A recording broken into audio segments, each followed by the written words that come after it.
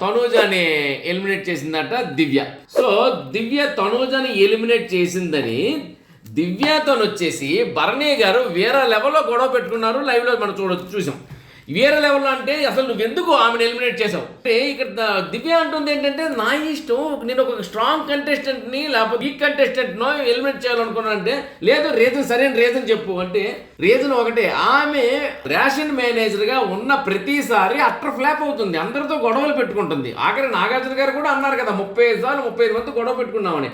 ఆమె కూల్గా ఎప్పుడూ చేయలేదు. రేషన్ మేనేజర్గా ఆమె బాధ్యతలు నిర్వర్తించలేనప్పుడు కెప్టెన్గా ఆమె ఏం నిర్వర్తిస్తుంది అని నా తాలూకు కోణం దివ్య అని చెప్పింది. అయినప్పటికీ భరణి గారు ఒప్పుకోరే, నీకోసం నేను నిల్చున్నాను కదా సరే ఈసారి నేను తనూజ కోసం నిల్చుంటానంటే నిజానికి చెప్పాలి భరణి గారు, మీరు బంధాల కోసం వచ్చారా, బాంధవ్యాల కోసం వచ్చారా, ఎవరి కోసం నిలబడ్డం కాదు, మీకోసం మీరు నిలబడండి సార్.